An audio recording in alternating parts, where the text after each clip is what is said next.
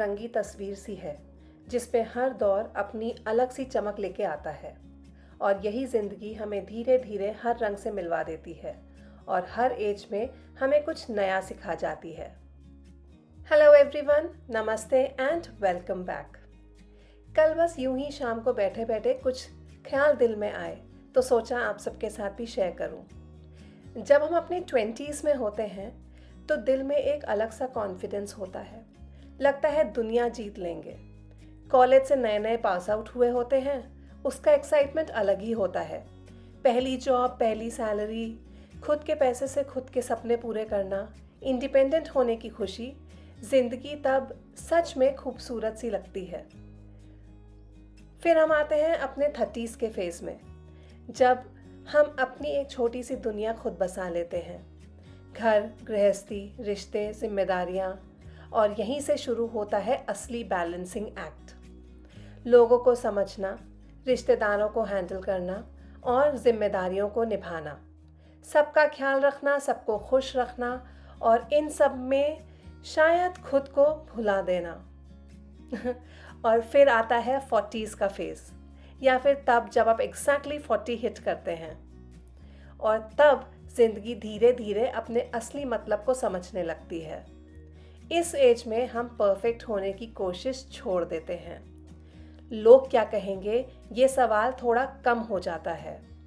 अपने लिए जीना, अपनी प्रायोरिटीज़ समझना, अपनी मेंटल पीस को इम्पोर्टेंस देना, ये सब ज़रूरी लगने लगता है।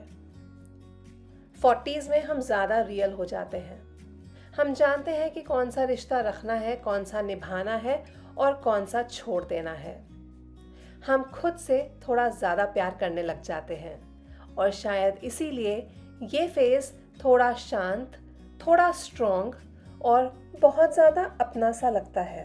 आजकल आपने भी नोटिस किया होगा कि जैसे जैसे वैलेंटाइंस डे पास आ रहा है, सोशल मीडिया सिर्फ क्यूट लव रील्स और परफेक्ट मोमेंट से भरा हुआ है। Flowers, gifts, surprises, smiling faces, सब कुछ कितना फ्लॉलेस लगता है ना। मैं भी ये रील्स देख रही थी और एक पल के लिए सोचा, काश जिंदगी भी बिल्कुल इन रील्स जैसी होती। पर फिर याद आता है कि रियल और रील लाइफ में उतना ही फर्क होता है जितना असली और नकली चेहरे को पहचानने में। सच तो ये है कि जिंदगी के इस मोड़ पर रोजेस के बुके से ज़्यादा सुकून के 2 पल अच्छे लगने लगते हैं। यहाँ प्यार का मतलब सिर्फ सरप्राइजेस या गिफ्ट्स नहीं होता, बल्कि साथ बैठकर बिना बोले एक दूसरे को समझ लेना होता है। इस स्टेज पर खुशी का मतलब ये होता है कि जिम्मेदारियों के बोझ के नीचे हम दब ना जाएं, बल्कि अपनी मर्जी से अपने लिए चाय के 2 मिनट निकाल पाएं, बिना गिल्ट के, बिना जल्दबाजी के। और शायद यही असली रोमांस है, जब हम अपनी लाइफ को परफेक्ट दिखाने के बजाय उसे शांति से जीना सीख जाते हैं। रील्स के लिए नहीं, सिर्फ अपने लिए। शायद मेरी बातें सुनकर आप मुझे ओल्ड स्कूल माने, बट मैं तो इसी को मैच्योरिटी कहती हूँ। जब हम फ्लैशी मोमेंट्स के पीछे भागना छोड़ देते हैं और छोटी छोटी खुशियों को जीना सीख जाते हैं। जब वैलिडेशन रील्स से नहीं, अंदर के सुकून से मिलता है। जब प्यार का मतलब सिर्फ स्पेशल डेज नहीं, बल्कि रोज़ के स्पेशल पल हो जाते हैं। मैच्योरिटी शायद यही होती है, जब हम खुद के लिए रुकना सीख जाते हैं, खुद को समझने लग जाते हैं और बिना किसी शोर के अपनी ज़िंदगी को दिल से अपना लेते हैं।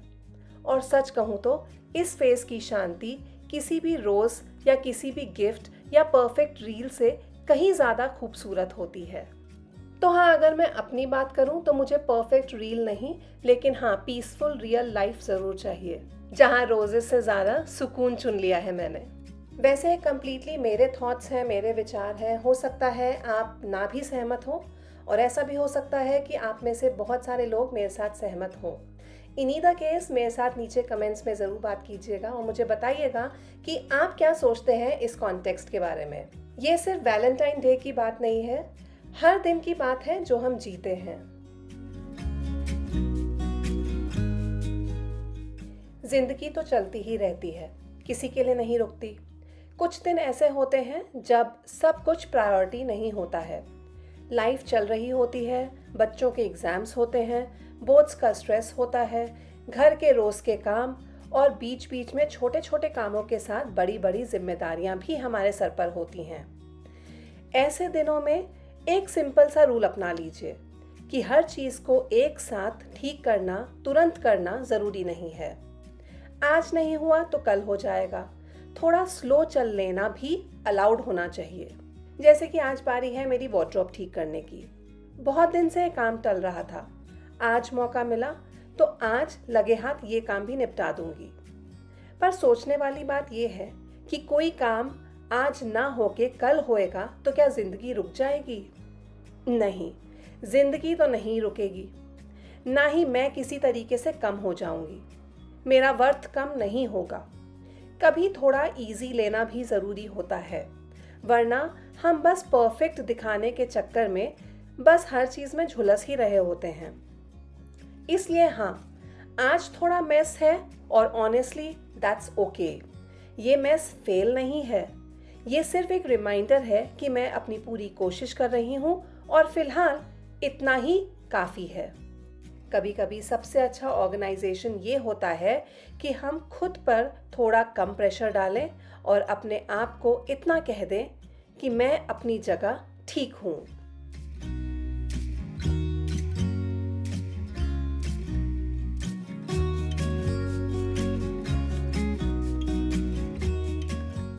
वैसे मेरी वार्डरोब बहुत ज़्यादा मेसी नहीं थी, सिर्फ थोड़ा सा रीसेट मांगती थी। तो मैंने ऊपर वाले सेक्शन यानी कि जहाँ पे हैंगर्स लगे हुए हैं उसको नहीं छेड़ा, क्योंकि वो सेक्शन बिल्कुल ठीक था, ऑर्गेनाइज था। नीचे की चीज़ों को सेट करना शुरू किया मैंने, और जो ऑर्गेनाइजर्स मैंने ले रखे थे उनमें अपनी कुर्तियों को अरेंज करके अब मैं यहाँ पे सेट कर रही हूँ। पूरी वार्डरोब मैंने एक बार में ही खाली नहीं की है, क्योंकि जस्ट इन केस मैं पूरा एक ही दिन में एक साथ नहीं सेट कर पाई, नहीं ऑर्गेनाइज कर पाई, तो ऐसा नहीं होगा कि पूरा घर फैला हुआ है। इसीलिए एक एक सेक्शन करके उठा रही हूँ कि जितना आज हो पाया, आराम से हो पाया, उतना कर लूँगी बच्चों के आने तक, क्योंकि जब बच्चे आ जाएंगे उसके बाद मेरा सारा टाइम उनका है और बाकी का कोई भी रूटीन हिलना नहीं चाहिए। और अब मैं यहाँ पे खाली कर रही हूँ वो वाली ड्रॉर जहाँ पे मोस्टली मेरी ज्वेलरी का सामान पड़ा हुआ है। मेरे पास काफ़ी ज़्यादा ह्यूज कलेक्शन है आर्टिफिशियल ज्वेलरी का, बैंगल्स का, डैंगलर्स का, क्योंकि मुझे काफ़ी ज़्यादा शौक है इन सारी चीज़ों का। हाँ, आप मुझे घर में ये सारी चीज़ें पहने हुए नहीं देखेंगे, but when I move out I like to wear all of these. तो ये सारी जो एक्सेसरीज़ मेरी हैं, ये वाला ड्रॉर कुछ ज़्यादा ही मेसी हो रखा था, तो इसे मुझे ठीक से ऑर्गेनाइज़ करना है। मैं जहाँ तक है कोशिश करूँगी कि मोस्ट ऑफ द चीज़ें जो एक साथ क्लब करके रख पाऊँ तो क्लब कर दूँगी, ताकि कम से कम जगह यहाँ पे ऑक्यूपाई हो पाए और ये ड्रॉर थोड़ा कम मेसी लगे और जगह ज़्यादा बन पाए यहाँ पे। अपने पिछले 2-3 वार्डरोब ऑर्गेनाइजेशन वीडियोस में मैंने दिखाया था कि मैं लेगिंग्स को इस तरीके से रोल करके सिलिंड्रिकल फॉर्म में रखना पसंद करती हूँ। उस तरीके से वो काफ़ी ज़्यादा ऑर्गेनाइज्ड रहती हैं। लेकिन ओवर द टाइम मुझे ऐसा लग रहा है कि मेरे बॉटम वेयर्स, लेगिंग्स, प्लाजोज, इन सब का कलेक्शन कुछ ज़्यादा ही बढ़ गया है, इसलिए ये मेथड अब मेरे लिए वर्क नहीं कर रहा है। तो अब मैं इन सब को नॉर्मली फोल्ड करके एक फाइल सिस्टम में ही रखूँगी, जैसे कि बाकी सारे क्लोथ्स में रखती हूँ। यहाँ पे भी एक बहुत बड़ा लर्निंग लेसन है हम सब के लिए कि ज़रूरी नहीं है कि जो ऑर्गेनाइजेशन का मेथड हम हमेशा से फॉलो करते आ रहे हों वो ही आगे भी हमारे लिए काम आएगा। समय के साथ ज़रूरतें भी बदलती हैं और हम लोग के हालात भी, उस हिसाब से हमारा बदलना भी ज़रूरी होता है। जो कल वर्कआउट करता था हो सकता है आज वो मेथड वर्क ना करे, इसलिए नए तरीकों को अपनाने में हमें झिझकना नहीं चाहिए। जो चीज़ मेरे लिए वर्क करती है हो सकता है आपके लिए वर्क ना करे, और जो आपके लिए वर्क करती है हो सकता है कि वो किसी और के लिए भी फ़ायदा करे। इसलिए हमें एक दूसरे से हमेशा कुछ ना कुछ सीखते रहना चाहिए, बजाय इसके कि हम एक दूसरे पे जजमेंट पास करें कि ये तो कभी भी ठीक से काम नहीं करती है। अरे नहीं करती तो नहीं करती, लेकिन आपसे मदद मांगने तो नहीं आ रही है, अपने काम खुद ही कर रही है। बहुत बार हम गलतियां करके सीखते हैं, पर यकीन मानिए गलतियां करना अच्छा होता है, क्योंकि गलतियां करने के बाद जो आप सीखते हैं वो लेसन आपके लिए जिंदगी भर आपके साथ रहता है। और ये एक 3 लेयर ट्रांसपेरेंट बॉक्स है जो मैं यूज़ करती हूँ अपनी ज्वेलरी रखने के लिए। मोस्टली इसमें मेरे इयररिंग्स हैं और पेंडेंट सेट्स हैं। काफ़ी ज़्यादा अच्छा बॉक्स है ये, स्पेशियस बॉक्स है ये, और ट्रांसपेरेंट होने की वजह से क्लियरली पता चल जाता है कि इसमें क्या क्या रखा है। मैंने आपके साथ ये फिंगर रिंग ऑर्गेनाइज़र शेयर किया था जो मैंने DIY करके बनाया था।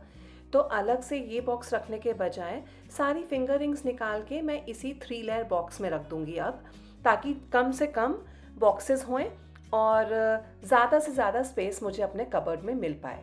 सेक्शंस बने हुए हैं इस बॉक्स में, इसलिए काफ़ी अच्छा है ये। कॉम्पैक्ट सा है, टॉल बॉक्स है, इसलिए जगह का ऑप्टिमल यूटिलाइजेशन हो पाता है इसके साथ। और अब जब मैं इन सारे ही ज्वेलरी बॉक्सेस को वापस ड्रॉर में अरेंज कर रही थी तो आई रियलाइज्ड कि कितनी ज़्यादा स्पेस मैंने अपने कबर्ड में बना ली है। More than half the drawer was now empty and could be used for different purposes now. तो टाइम टू टाइम ऑर्गेनाइजेशन बहुत ज़्यादा ज़रूरी है।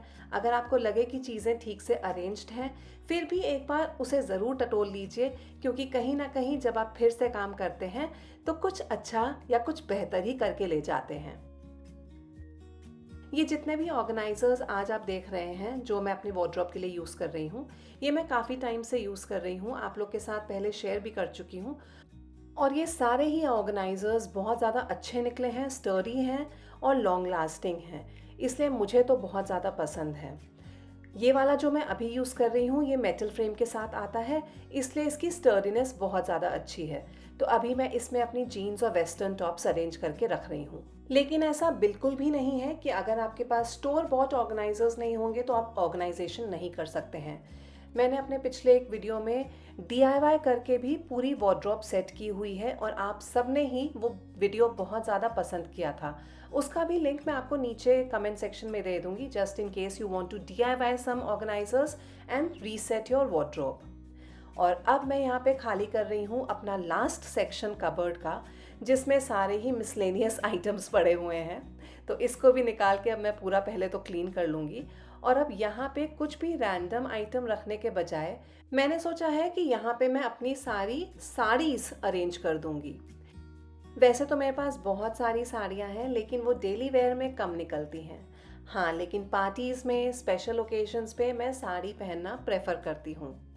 तो यहाँ वाले सेक्शन में मैं मेनली वो साड़ीज़ रखूँगी जो कि मेरी अधिकतर यूज़ होती हैं।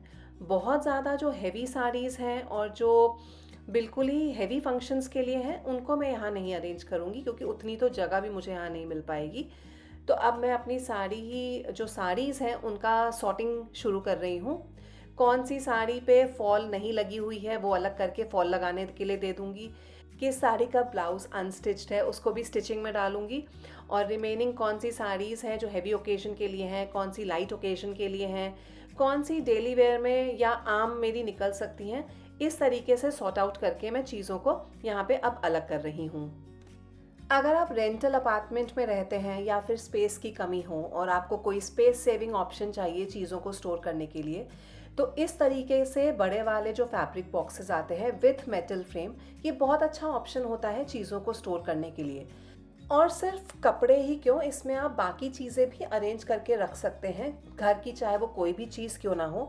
इवन आपके लिनन्स वगैरह, bed sheets, pillow covers, cushion covers, ये सारे ही चीज़ें इसमें बहुत अच्छे तरीके से आप अरेंज करके ऑर्गेनाइज कर सकते हैं। And now coming back to my sari organization. तो जिन साड़ीज़ के ब्लाउजेज़ हैं उनको मैं उनके साथ ही अरेंज कर रही हूँ, और इनको रखने के लिए मैं इस तरीके के क्लॉथ बैग्स का इस्तेमाल करूँगी। इस क्लॉथ बैग में आगे चेन लगी हुई है, तो आप आराम से इन्हें डस्ट फ्री रख सकते हैं, और आगे एक नेट की लाइनिंग भी है जिससे आपको आराम से पता चल जाएगा कि अंदर कौन सी साड़ी पड़ी हुई है। तो साड़ी और उसका मैचिंग ब्लाउज़, दोनों ही चीज़ें मैं एक साथ इस बैग के अंदर डाल के रखूँगी। अगर आपकी saris on a daily basis निकलती हैं, then it doesn't make sense कि इस तरीके के क्लॉथ बैग्स आप यूज़ करें। लेकिन अगर आप ओकेजनली पहनते हैं, जैसे कि मैं करती हूँ, तब साड़ी बैग्स में इनको रखना बनता है। और यही वजह है कि मैं इनको हैंग करना पसंद नहीं करती, क्योंकि लंबे समय तक चीज़ें हैंग करके अगर आप हैंगर पर रख दें तो उनमें एक अजीब सी लाइन सी आ जाती है जो कि बाद में हटती नहीं है। तो अगर कोई कपड़ा ऐसा है जो कि आपका जल्दी जल्दी नहीं निकल रहा है पहनने में, तो आप उनको इस तरीके से क्लॉथ बैग्स में अरेंज करके रखिए।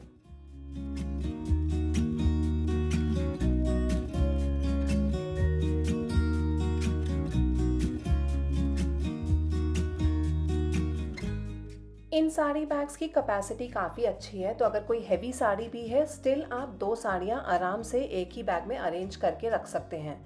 तो मैं सजेस्ट करूँगी कि सिमिलर कलर्स वाली या फिर कंट्रास्टिंग कलर्स वाली साड़ियाँ आप एक साथ रखिए, ताकि आपको ध्यान रहे कि कौन से बैग में कौन सी आपकी 2 साड़ियाँ प्रेजेंट हैं।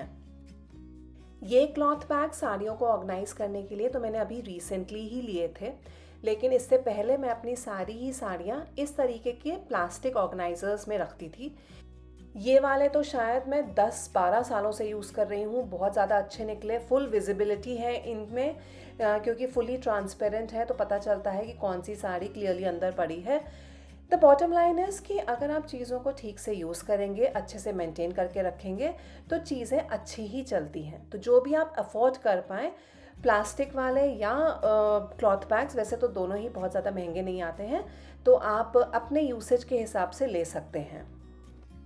और कुछ क्योंकि क्लॉथ बैग्स मेरे पास बच गए थे, तो इनमें मैं अपनी हैवी ड्रेसेस और ये वाला शरारा सेट भी अरेंज करके रख रही हूँ। ये काफ़ी ज़्यादा हैवी है, लेकिन इस बैग में आराम से फिट हो रहा है।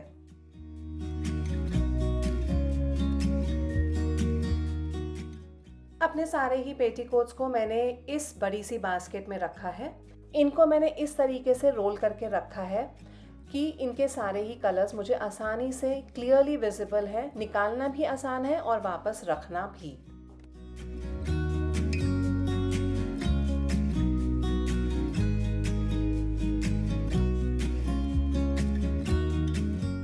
ब्लाउजेस को रखने के लिए भी अलग से इस तरीके के कवर्स आते हैं, लेकिन इनमें मैं सिर्फ वही ब्लाउजेस रखती हूँ जो कि मुझे मिक्स एंड मैच करके पहनने होते हैं, या कुछ कॉमन कलर्स जैसे कि गोल्डन, कॉपर, ब्लैक या वाइट, वो सारे ही कॉमन ब्लाउजेस इस तरीके के ब्लाउज ऑर्गेनाइजर में मैं सेट करके रख दूंगी।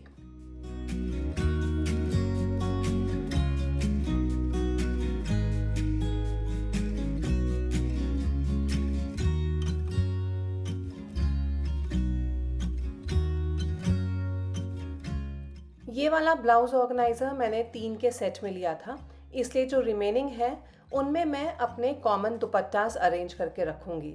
हम सबके पास ही कुछ ना कुछ कॉमन दुपट्टास होते हैं जो हम अपनी कॉमन ड्रेसेस के साथ लेते हैं, हैवी दुपट्टास जो अलग से किसी के साथ हम मिक्स एंड मैच करके ले सकते हैं। तो ये सारे ही दुपट्टास इस ब्लाउज ऑर्गेनाइजर में अरेंज होके सेट हो जाएंगे।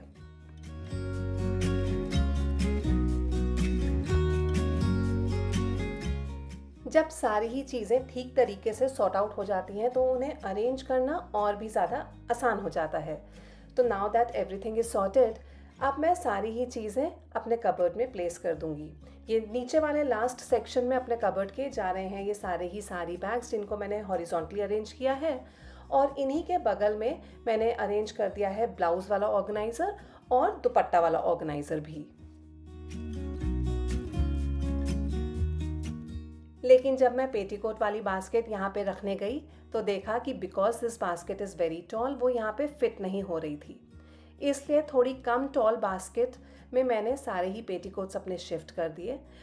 रखूँगी मैं इन्हें सेम तरीके से ही, रोल किया ही हुआ है, इनको फाइल सिस्टम में नहीं रखूँगी, रोल्ड ही रखूँगी, क्योंकि इस तरीके से मेरे लिए एक्सेसिबिलिटी ज़्यादा आसान है। तो अब ये वाली बास्केट आराम से यहाँ पे फिट हो गई, एंड विद दैट मेरा कबर्ड ऑर्गेनाइजेशन कंप्लीट हो गया। कैसा लगा आपको मुझे नीचे कमेंट करके ज़रूर बताइएगा। और हाँ, अगर आपके पास मेरे लिए कोई सजेशंस हैं, then you know I am always open to hearing them.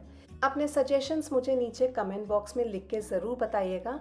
मैं ज़रूर अगली बार जब चेंजेस करूँगी तो उन सजेशंस को इम्प्लीमेंट करने की पूरी कोशिश करूँगी। बहुत ज़्यादा हैवी वाली साड़ीज़ जो कि सिर्फ पार्टी वेयर्स हैं, और अनस्टिच्ड ड्रेस मटेरियल्स और blouse pieces along with their saris, इन सबको अरेंज करना बाकी रह गया था। तो इसके लिए मैं ये बड़ा वाला ऑर्गेनाइज़र यूज़ करूँगी, जिसके बारे में मैंने आपको थोड़ी देर पहले इस वीडियो में बताया था। क्योंकि इन सारी ही चीज़ों की इमीडिएट रिक्वायरमेंट नहीं है, तो मैं इन सारी ही चीज़ों को ऊपर लोफ्ट में डालने वाली हूँ, और इस तरीके से बैग में रखूँगी तो वो डस्ट फ्री रहेंगे और मुझे भी ध्यान में रहेगा कि एक पर्टिकुलर बैग इसी चीज़ के लिए डेडिकेटेड है। विश्वास मानिए, आज का ये ऑर्गेनाइजेशन कंप्लीट करने के बाद मुझे एक बहुत अच्छी सी इंटरनल हैप्पीनेस फील हुई, एक सुकून सा महसूस हुआ और बहुत अच्छा लग रहा था, क्योंकि जब सारी चीज़ें अच्छे से ऑर्गेनाइज्ड होती हैं तो एक मेंटल क्लैरिटी भी हमें मिलती है। आप मुझे प्लीज़ कमेंट करके ज़रूर बताइएगा कि आज के वीडियो में आपको सबसे अच्छा क्या लगा, ऑर्गेनाइजेशन या मेरे thoughts with life at 40। On that note, मैं नीलिमा अब इस वीडियो से लेती हूँ अलविदा। मिलूंगी जल्द ही अपने अगले वीडियो में आप सबके साथ। Till then, take care, keep smiling and keep watching. Bye bye.